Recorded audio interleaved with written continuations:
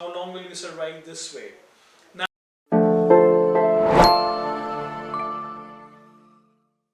how many times did you say yes when you actually wanted to say no? Think about it. It might sound simple, but I'm very sure that a lot of times you wanted to say no and you said yes. Maybe for an office appointment, maybe for a friend visit, maybe for something personal, maybe for an invitation that you did not want to go to. But you said yes, feeling some kind of a pressure. How many times did you say yes when you inside knew that you are not keen to say yes to a particular thing? Think about your college days. You might have done something that you did not really want to do, but you felt the pressure because everybody was doing it. What I'm referring to is peer pressure. Uh, a lot of times, I remember my own days. Let me tell you a quick story on the same. I remember during my college days, I was hardly 18. I entered college out of my city. I was in Bangalore, and then I had a group of friends around me who suggested that I take alcohol. And I'm not against, I'm not for, but my decision was that I don't want to consume. And they would look at me, who's watching? They would ask me, who's watching? And I would say, no, nobody's watching, but I am watching.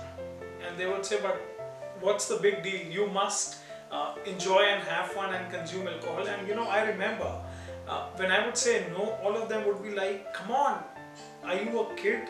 Do you have a challenge? And I would feel, I would feel that pressure inside, that if I'm not consuming, I'm kind of being pressurized. So if that can happen to adults, it definitely happens to our kids. And they do go through peer pressure. So what is peer pressure? So people who are, let me define that first. So people who are of the same age and they influence our thoughts and actions.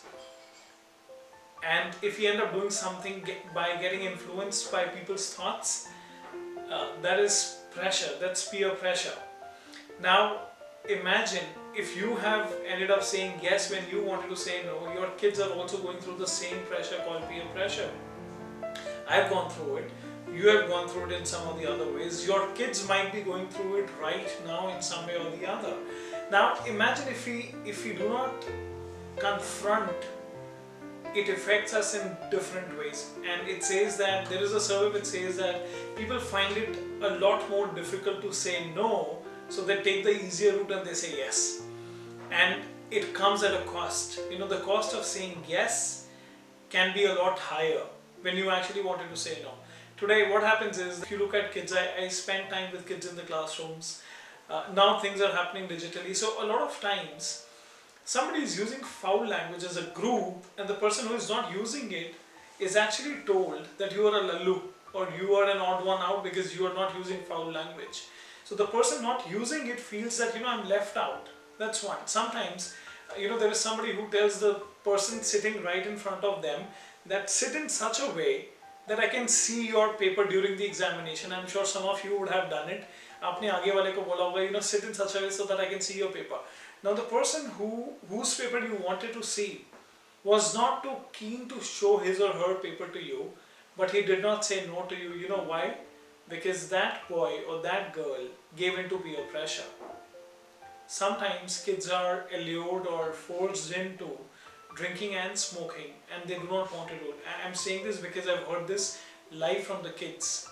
They don't want to do it, but they are forced into it because they are unable to say no to their friends, given their image. Again, a trap of peer pressure. Now, how long will you survive this way? Now, it's a short term, it's a short term gain when we say yes, but it definitely gives our kids a long term pain. Have we as parents, have you as parents, have we spoken to our kids about what kind of a peer pressure they are going through? Remember when they come to you and they demand that, Dad, I need a new iPhone, I need the new Sony PlayStation 5. Where is it really coming from? It's because Rahul bought it, so your son also wants to buy it. It's because somebody bought a new car, your child comes back home and says, you know what, Dad, Mom, let's buy a new car. But what's happening? Behind their mind, there is some kind of a pressure at a very subconscious level, which is a peer pressure that they are struggling with. Have we as parents, have we spoken to them about the fact that it is okay to say no? It is okay to speak up. it is okay to share our feelings about the pressures that we are feeling. A lot of times we get invitations that we do not want to show up for, don't you? In pandemic times, I know that there are marriages that have taken place, there are marriages which are still taking place.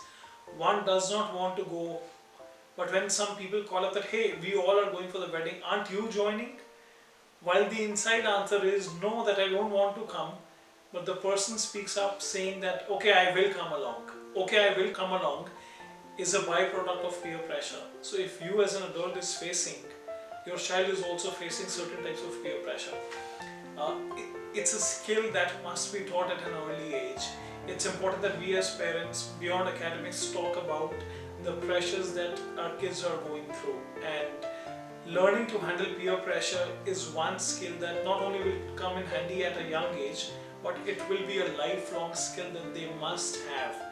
And when is the best time to start?